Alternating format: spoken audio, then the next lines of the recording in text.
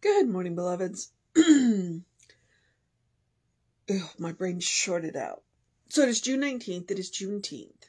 If you don't know what that is, please Google it. It is now a federal holiday, but it started here in Texas, and it was when, and they said the general's name the other day. The general isn't important, but basically, a general showed up in Texas to inform the slaves that the enslaved people here in Texas that they had been freed a year and a half ago. So a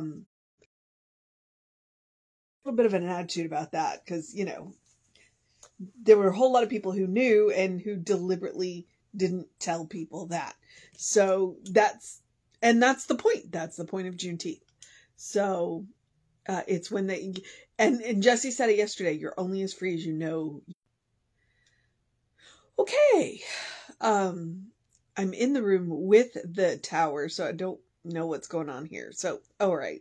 The other thing that I'm a little discombobulated about is there is a wren who has built a nest in my ivy, and my ivy's looking a little wilty because it's really hot out there. And so I was like, asked Tom to grab the stool and look in there to see if he could water the ivy without soaking her nest.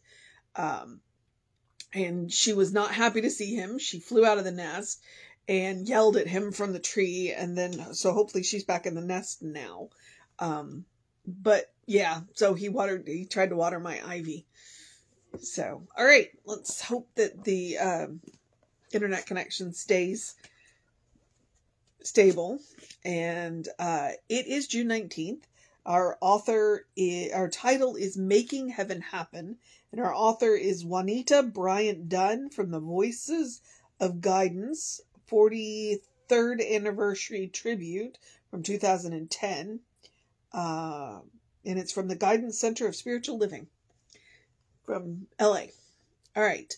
I'm going to share with you some tools to help make heaven happen in your lives. Now, for those of you who already are enjoying the good life, so be it. Good. But I'm going to ask that you share all that you have with others that need it. Reach out and take them by the hand and lead them to where they would like to be. I want you to know that your God and my God are not the same God. Your heaven and my heaven are not the same heaven. One person's medicine is another person's poison. We are so unique. We are so different. We know that we are one, but out of that one came the many of us, and each of us is unique. Let's choose our heaven for ourselves. For some people, heaven is living on a yacht. There are some people who are living in the mountains overlooking the ocean. There are some living down there at the ocean looking up. That's what heaven is. My formula is this: make a decision, make a choice, decide what you really want in life. Until you know, God doesn't know. And after you decide what you want, I want you to become that thing you want, How do we do that?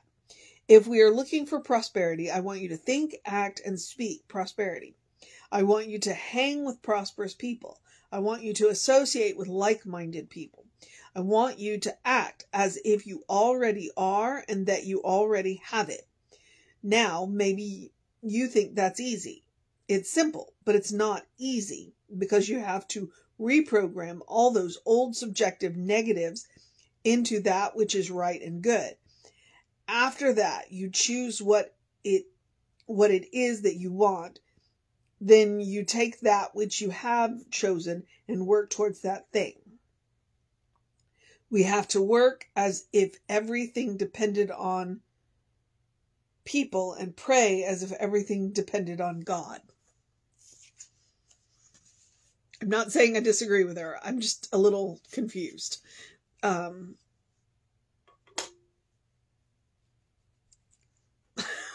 Okay. Let me back up a minute.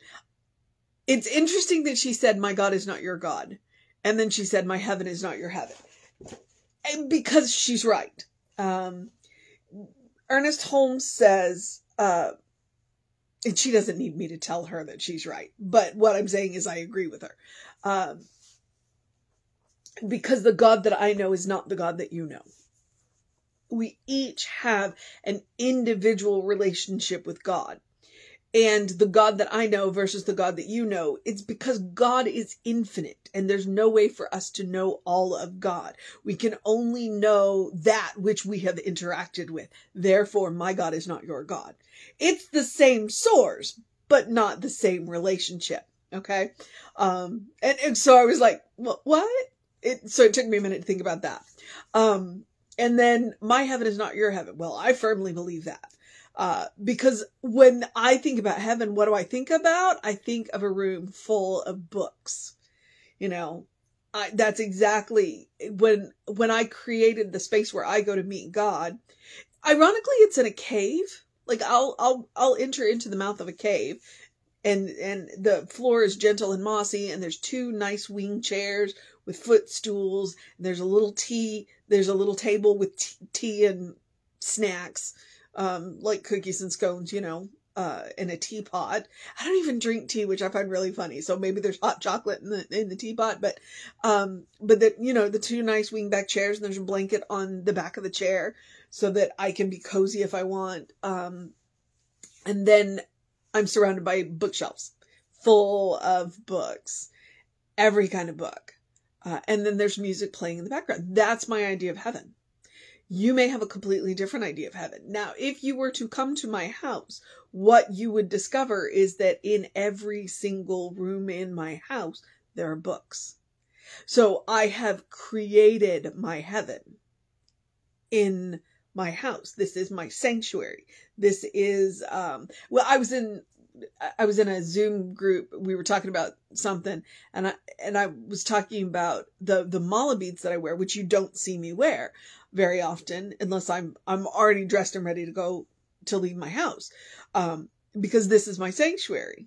So I don't need the mala beads because they are a gentle reminder to me of who I am. So that if I get myself flustered, what have you, they are my anchor to remind me. So this is my sanctuary, and I have created it to look like heaven. And do you know who I associate with? Because that's what she's talking about. Hang with people who talk about this. You know, the people that I associate with are all voracious readers. Like, and what we talk about are books, and we talk about all kinds of books. Now we talk about music, and we talk about movies, because I'm sorry, movies are just another form of book. It's where they've done the pictures for me. So I'm totally down with that. All I care about is that you tell me a good story. That's what I like about music. Tell me a good story. I love music from that aspect. That is my heaven. Stories are my heaven. I love, you know, and I'll read books and movies and music. It's all the same to me. So that's heaven. And so those are the people that I associate with. People who love music, people who love books, people who love movies. And that's what we talk about. So that's what she is. But she's right. You have to make a decision. You have to make a choice. God can't know what your heaven is until you do. Because you get to inform God. It's like, yes, God knows what you need, but until you ask for it, God can't give it to you because God can't give you what you're not willing to accept. So that's what she's like. Okay, so you got to make a decision. You got to make a decision. And then hang with the people that do that. You know, hang with the people that do that. She starts out by saying, I'm going to give you the tools. And there she did. Make a decision, make a choice, and then do that. And it does take some reprogramming. It does take some reprogramming. My formula is this: make a decision, make a choice, decide what you really want in life. After you decide what you want, I want you to become that thing that you want. Okay, you have to become that thing that you want. Well, I went out and became a good story. I mean, literally, my whole life is a good story. It's got interesting parts and not so fun parts and, you know, kind of scary parts. And so I went out and became what I wanted. And I surround myself with people who, you know, my life isn't, I was gonna say my life isn't flawless. My life is perfect because my life is whole, because it includes all of the parts. you know, the scary parts and the not so fun parts and the not preferred parts and the I really don't want to do this parts. You know, it's got all of that. You know, it's got all of that. And it's got interesting people and it's got boring people and it's, you know, there are boring parts in it too, because it happens. So my life is a whole life. My life is, so I went out and became what I wanted. I want good stories. I became a good story. Okay. So that's what she's talking about. And when you, it doesn't mean that everything else is to the exclusion of that, but what you focus on is what you become. I focused on good stories, you know? I think my life is a good story. Others may not agree, but that's okay. It's not their life. It's mine.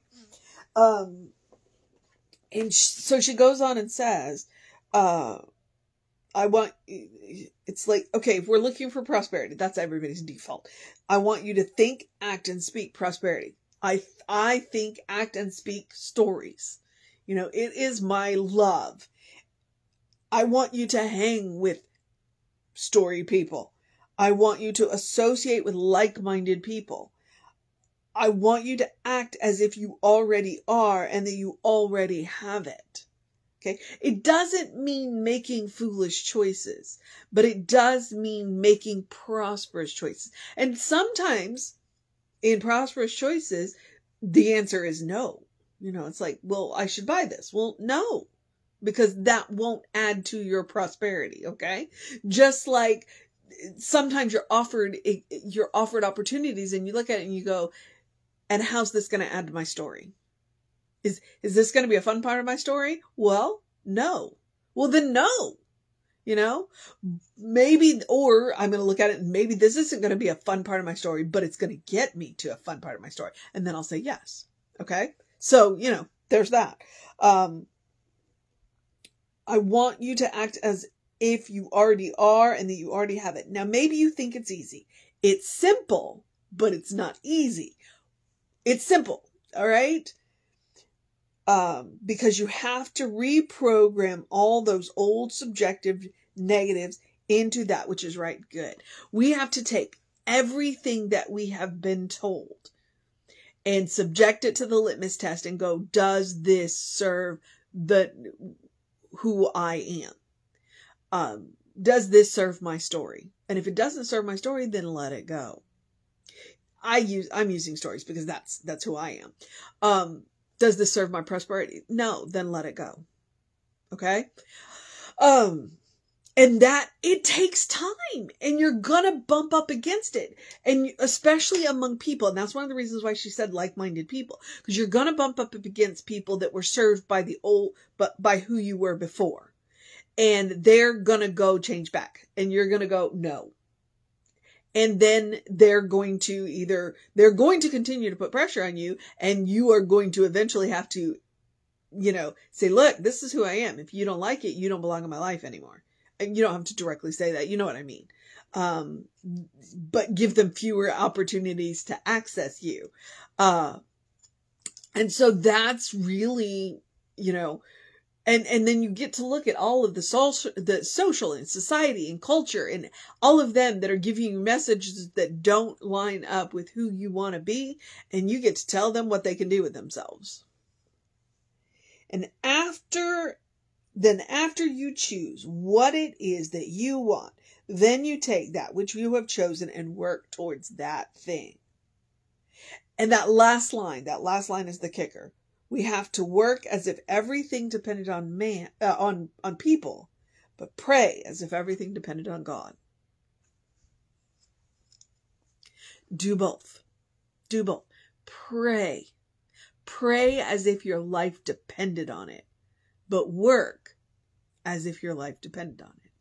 Yup. All right. So the formula. Make a decision, make a choice, decide what you really want in life. And after you decide what you want, become that thing that you want. Ooh.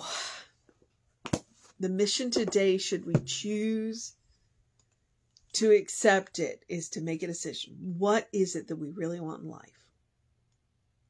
And become that thing.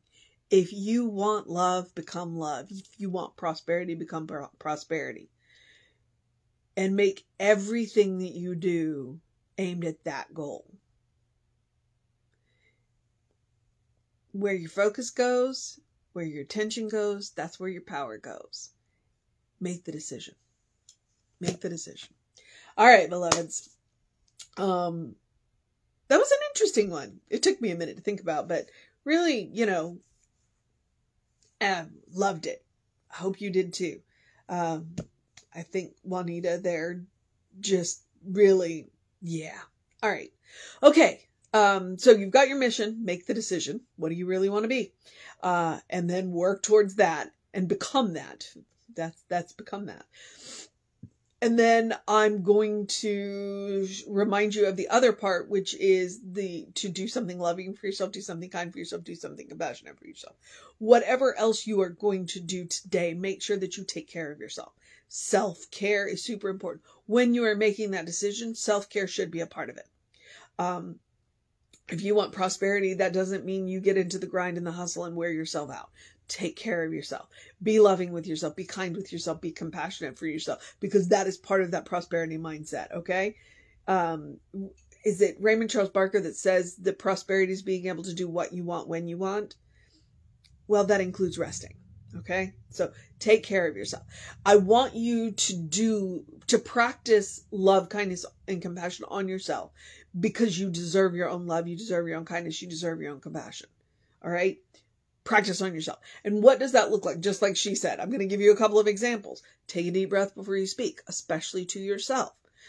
One of the things that sent me screaming into therapy one time was I heard the way I was talking to myself and I went, this is not okay.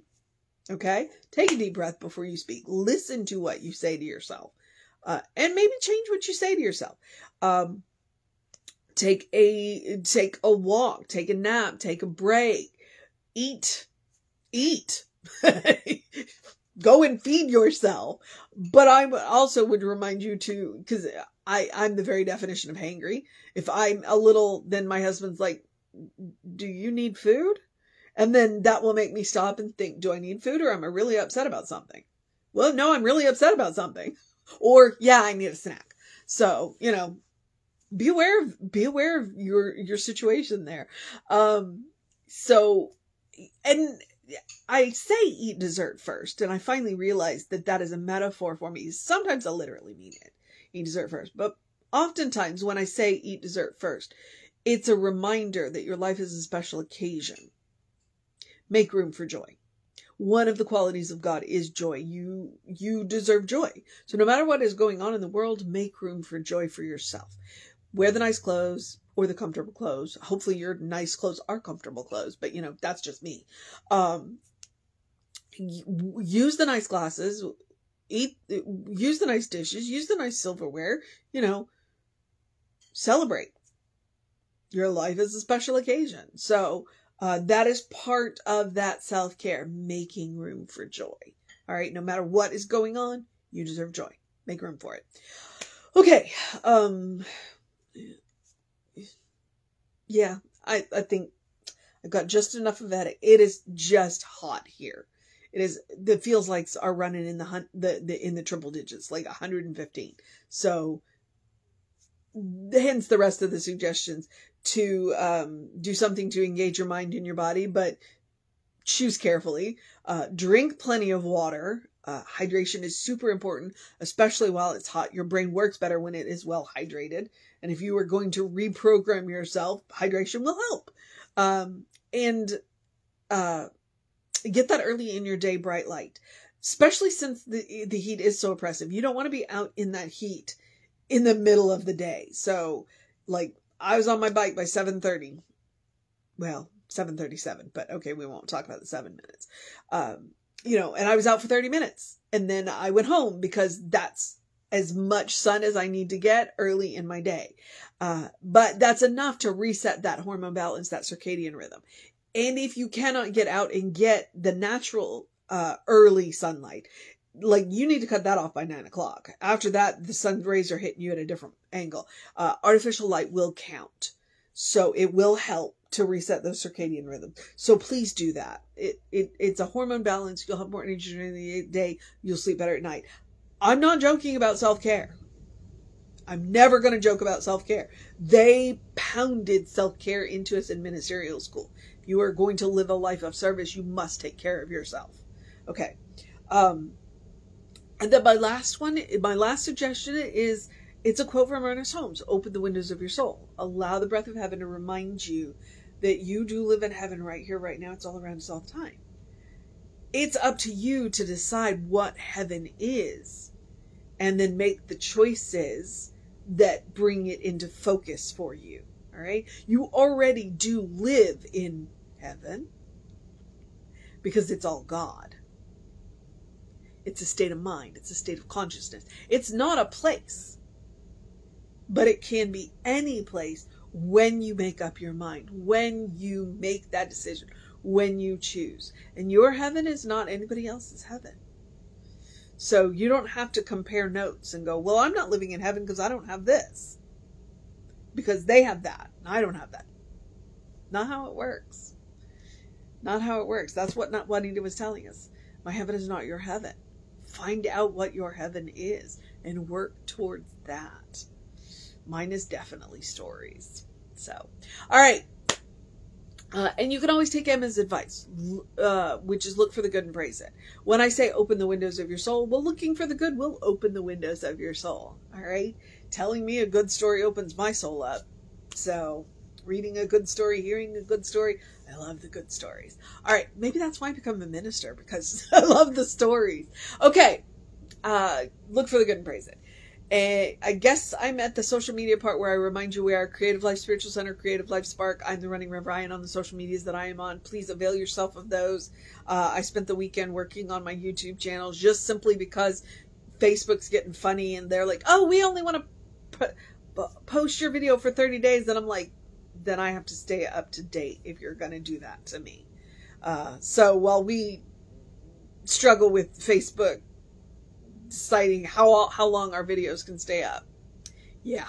So we're trying to get super, caught up. All right. So, and I think Reverend David has a YouTube channel. You'll just have to, I'll have to find out what that is so that I can start telling you so that you can check his channels out too. All right. If you want to know what's going on with the center, please email info@creativelife.org. I will remind you, we do have a soul session coming up. Those are amazing and fun and wonderful, and Reverend Maureen will be good. So please, check that out. It's pinned to the top of our Facebook page if you want to click on that.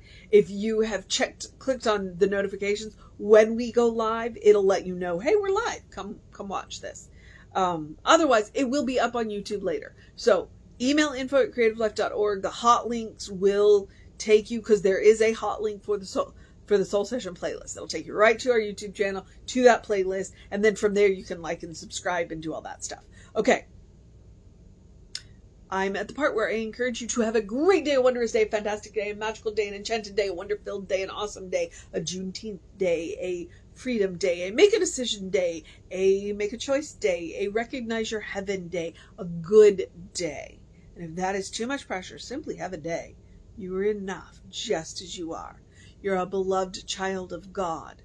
You are a brilliant light. You are a divine spark. You are spirit in motion. You are God in action. Or as Reverend Jesse likes to call us, you are a godling, in whom God is well pleased and well represented. Okay? While my God may not be your God may not be my God, it's interesting when we teach each other about the God of our understanding. So know who you are so that you can teach people about the God of your understanding. Okay? It's an interesting exercise, and it makes for a fantastic story. All right, beloveds. Reverend David should be on around 5 p.m. with you. I should be back with you around 9 a.m. Pardon me as my voice ducks out there. 9 a.m. tomorrow. Take care of yourself. I'm going to go get a drink of water. Know that you are loved, and I will see you next time.